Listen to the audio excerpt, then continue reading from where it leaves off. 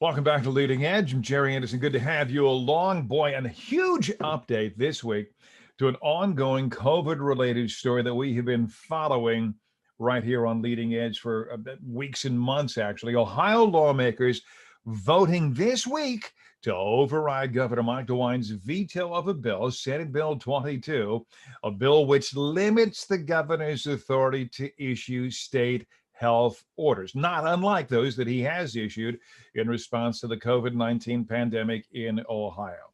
My next guest, Jake Zuckerman, covers the State House for the Ohio Capital Journal. He earlier covered West Virginia's State House, and even before that, cops and courts over there in Northern Virginia. Glad you're in Ohio. Glad you're in Columbus. Welcome to Leading Edge. There had been talk of overriding vetoes in the past. There had been attempts unsuccessful, but this time, Jake, the legislature's override movement stuck. It worked. What changed?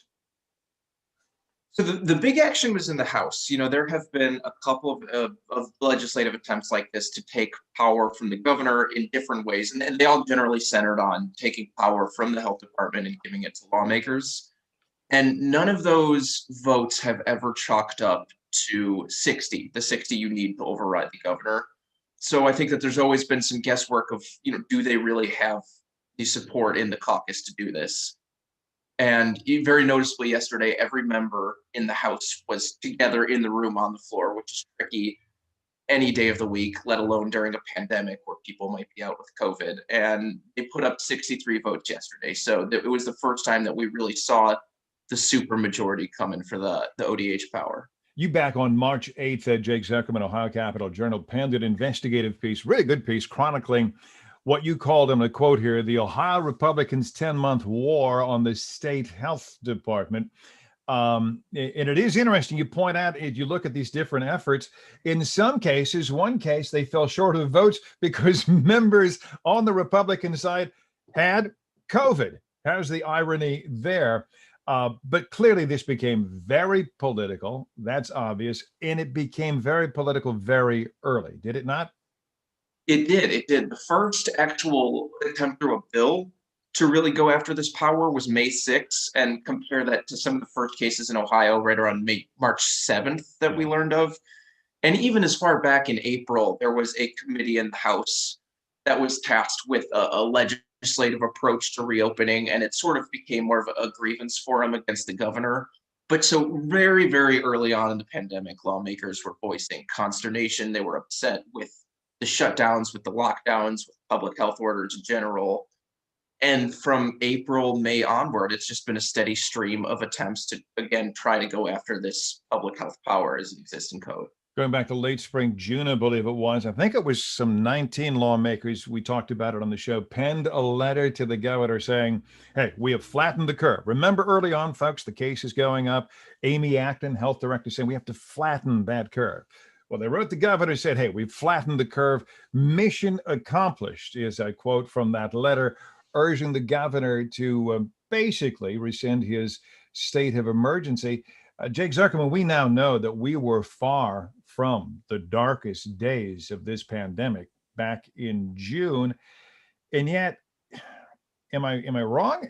Senate Bill 22 in effect gives these folks, or these kinds of folks now, the power to determine if and how long we go under states of emergency, wear masks, social distancing, all of those kinds of things. Yeah, that's exactly correct. And on that letter you mentioned, for one, that letter came at a time when the death toll was, between 2,000, 4,000, which is obviously nothing to laugh at, but compare that to 18,000 now. Where we are now. It's pretty incredible that someone declared mission accomplished at the time. And there was also plenty of advice from plenty of public health professionals that this is not over. Flatten the curve. It's a dynamic model. Everything we do now, we will see results of it. So it was never, this is a thing we do until it's a thing we do not do. It's not so black and white like a light switch.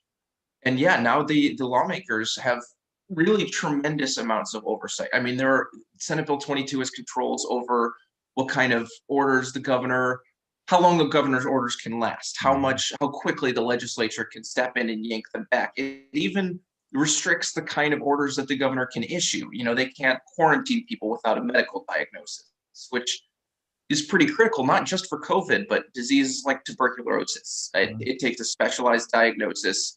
It takes time to make that diagnosis. And now there can be no quarantine order through force of law until there is that medical diagnosis. So it really is a curtailment power.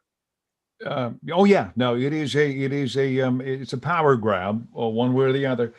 Two big supporters of this bill, Senate Bill 22, and then the override effort, hail from our area. They've been guests here on my show. Senator Rob McCauley, Republican Napoleon, and Republican DJ Swearingen over Huron Way. And they would suggest, and you've heard this is really an issue of separation of power, really an issue of checks and balances, or maybe consolidation of too much power in the executive branch. What about that contention, or another, that most states already have some form of legislative oversight of such matters?